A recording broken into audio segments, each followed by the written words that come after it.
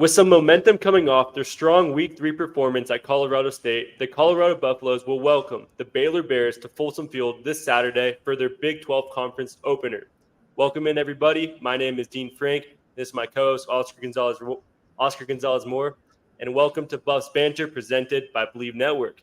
Here we pretty much just talk everything and anything with the CU Buffs team. Huge win last week, and now we are finally into the conference games. Baylor is a 2-point underdog with the over-under at 50.5. What are your first thoughts with this game, Oscar? Yeah, another super exciting week as Buffs fans. We finally get a home game. Just so pumped to be back in that stadium. I feel like last year our schedule was kind of stacked with home games in the beginning. So for me, it's been a little weird taking a 2-week hiatus. That being said, super exciting conference play. You know, nothing up till this point really matters. First conference game, Baylor. So many things to unpack, man. They just have, it feels like, weapons everywhere. I mean, they got 2 quarterbacks. They have 3 running backs over 100 yards in the first game. Along with that, 3 receivers over 100 yards. It doesn't feel like they have, just looking at the stats, like a number one guy. It feels like everybody is used equally, which will be interesting to game plan for. I'm sure the film will help a lot, but at the same time, we have Travis Hunter, we have Shedeur Sanders. That's 1A, 1B, or both ones. And I feel like if you're Baylor, you're going into it like, how do we stop those guys? For us, it's a little more interesting. Just because they have a variety of weapons. Definitely. I mean, I feel like our team is our own opposition at some time. It's like we have so many inconsistencies that kind of hurt us at the end of the day, but kind of like we saw last week with Colorado State, once we get this run game going, everything opens up. A little statistic I saw when I was researching into this game. So Colorado Buffs, obviously Shedeur Sanders, probably top 3 quarterbacks in the country right now, but we are ranked 9th in passing yards. While on the other hand, Baylor actually ranks fewest in passing yards against them in the country. And they are a conference low of allowing under 10 points per game. So it looks like this defense has really been coming in clutch for them, but they haven't really had to fight against a contending offense such as the Buffs. So it'll be a really good matchup, I feel like, in, I guess, which team can just exploit the other team's inconsistencies. Yeah, I totally agree. I think Baylor's defense is probably going to be the best defense Colorado has played top to bottom, including Nebraska. I feel like they run a very similar scheme to a Saban defense. They run, hit, and cover. Like I was just watching, I guess, the highlights from the Utah game, which they lost 23-12. But don't let that score fool you, because Baylor's defense dominated that game, and they really only gave up 1 touchdown. So I think if we can break a couple holes open, hopefully Welch seems like he's in good spirits after the pregame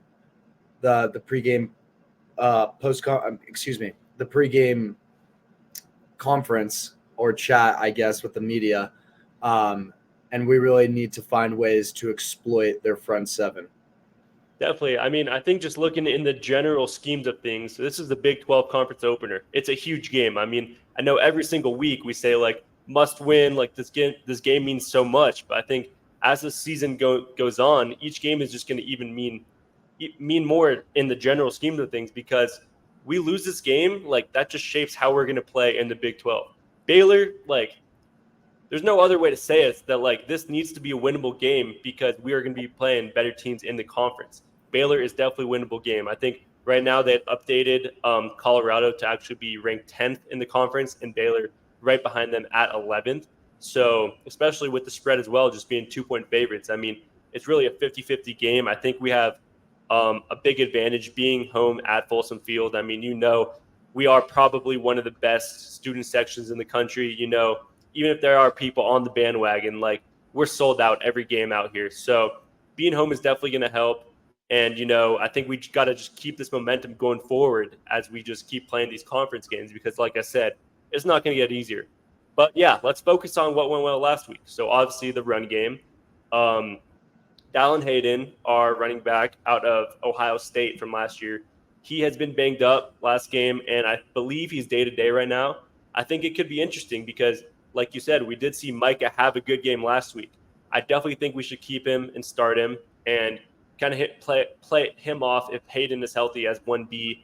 Isaiah Augusta is there as well, who he did have a pretty decent game, about I think it was like 50 yards, but he did fumble at the end of the game, so he got benched because of that. And yeah, I think honestly just keeping Charlie on the sidelines for now, Charlie Offerdahl, because I think we do have something special with Micah here. I mean, I know he's a freshman, but we got to play our best. We got to play our best players, and I think that's even a good recruiting stunt because players see that he's a freshman, but he is playing. Like, all right, if you're the best guy on the field, you can be playing. So keep him on the field, and I definitely think our wide receivers can exploit the secondary. What do you think? Yeah, I mean, every skill level player we had, and their linebacker Brooks Miller was talking about this too. Excuse me. Every skill player we have could be a pro. You know what I mean? I think that's where we're gonna have to make them pay.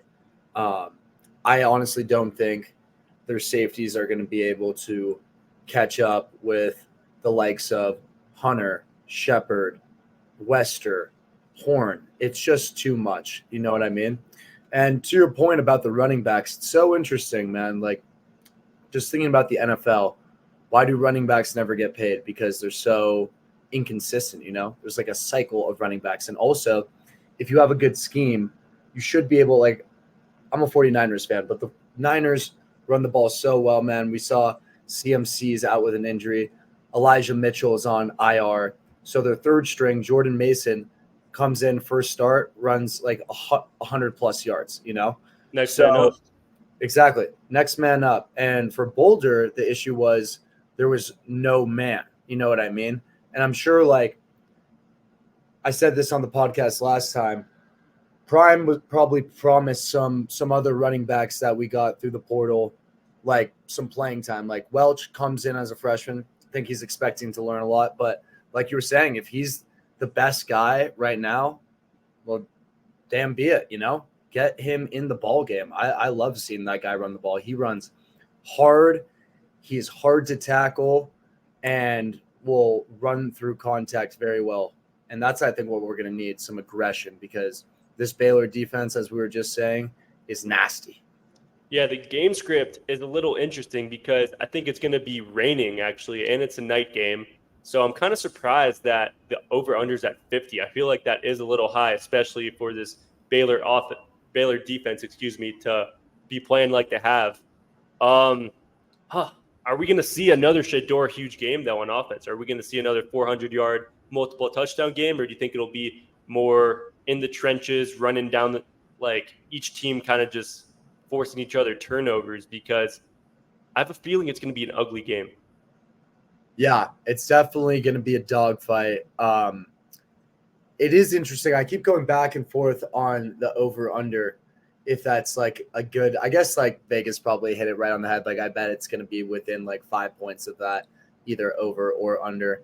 But I think if we're going to win this game, it's going to have to be a Shedeur 400-yard, 4-touchdown type of performance because, like I was saying, I mean, I think this Baylor's biggest weakness on the defensive side is definitely their secondary. Their front seven is solid for sure. I know their linebackers are nuts too, but, linebackers aren't playing 30, 40 yards from the line of scrimmage. That's their safeties in their corners. So I think it's going to be, if we win this game, expect a lot of rainbow balls from Shedeur and good content for sure. That will be on the Instagram and TikTok. Live reactions incoming. Yeah, we've been talking a lot about Baylor's defense, but at the same time, it's like we got to keep notable of our defense. I mean, this Buffs defense has probably been at top in the conference as well, leaving just, I think, 9 points in the past, I guess it was last game at CSU, and then it was the first two games as well that we left other teams without any score in the second half. So I think if Bentley and Nikai Hill Green, both of our linebackers have been playing like I don't know, they're dogs, and they're definitely pro talent right there. But I think if we can keep up this momentum, even just turnovers, right? I mean, we had 2 interceptions and 2 fumbles last game, so I think it's going to be the winner of the turnover rate. And I know Shedeur had a couple picks in his first couple games, but it was good to see him last game stay off that column. And he's usually a very consistent quarterback, so that was very unlike him to have those picks. So I'm looking for him to keep a pretty high completion rating. And yeah, I think this defense could keep cooking, though. I think we're going to surprise a lot of people. Yeah, no, 100%. And just talk about Shadeur's picks, like one of them bounced off a guy's foot in the end zone against North Dakota State. And then the other one, I mean, it's not really excusable, but at the same time, you're in Nebraska, Lincoln, and you're down a touchdown or two. It's loud in there. Just mistake for sure. But like you said, that's very uncharacteristic of him, and I want him to stay on that side too. One thing that is a little bit unpredictable is a lot of people are calling Robertson, the junior quarterback, a backup. But in reality, what Baylor does is they're playing it by ear. I think everyone thought the 6-year Finn would be a lot better coming from Toledo, but you have to be a better quarterback when you come into the Big 12. You know what I mean? And clearly he's been a little disappointing. They're saying he's probably day-to-day right now. My guess is Robertson takes the reins on this one. So I think it's important, like home field advantage will definitely play will be very important for us because this is probably his first time starting. I don't know that for sure, or his first season getting some starts. And I mean, they played Utah, which is a very good team, lost that game. But then they played Air Force, and I'm blanking on the small college they played week 1. But Folsom Field, man, brings a different type of energy. I'm not saying we're the Swamp or anything, but we are Buffaloes, and we do know how to get loud. Yeah, I think I just looked it up just so nobody's checking our stats or anything. But Sawyer actually did start that Air Force game. And then who did Baylor play in the first game? They played, Tarly. No, what I'm saying is it's Air Force. You know what I mean? It's not going to be loud in there. That's not a big football program. Their biggest game of the year is Navy. It's whoa, awesome. This is Colorado football, baby. Let's go. Welcome to Boca. Welcome to the 303, Mr. Robertson. Final predictions. This is week 4 now. I think out of conference play, I mean, finishing 2-1, I would say that's definitely where I thought we'd be at.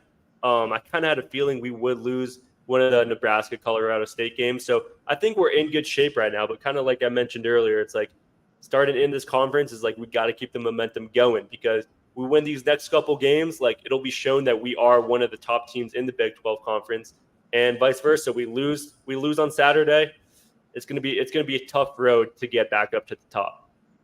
Yeah, definitely. The other thing is UCF, who we play the week after this, is coming off a bye week. You know what I mean? They're going to be well rested.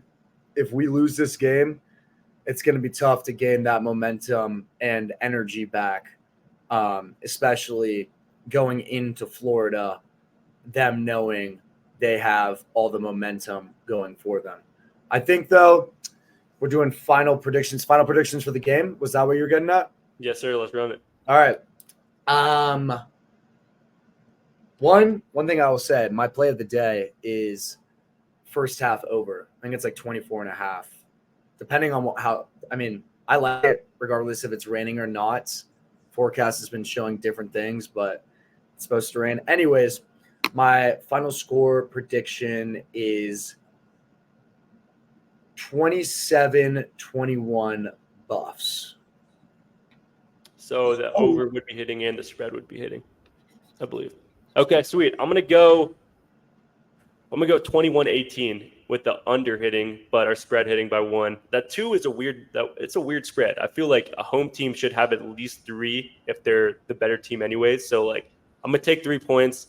I do think it's gonna be a dogfight because obviously the weather conditions and this defense has they've shown to prove that they are up there for the best, but they have not seen Shedeur Sanders himself. So I do think we get this dub. I think we keep rolling in the win column. Playing UCF next weekend. But yeah, I think we got this. I mean, the talent is definitely there. It's just is a scheme, is a game plan ready? Kind of like we saw last week. It was perfect with the run game, stop the ball, force turnovers. Can we expect that from 2 weeks in a row from this Buff team? Yeah, 100%. I think that's a great way to cap the episode. There's so much unpredictability with this Baylor team and this Colorado team.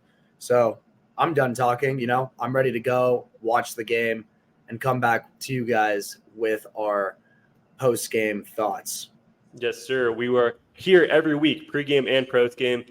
Make sure to comment if you're, even any criticism. We're here. We're learning. This is the start of the journey. But yeah, I mean, anything, honestly. I want the hate. I want this to get personal because we are in it to win it. Make sure to follow us on Instagram and TikTok for live updates all weekend long, as we will be live from Boulder, Colorado. But appreciate y'all. Thanks for listening. Thanks, guys. Let's go Buffs.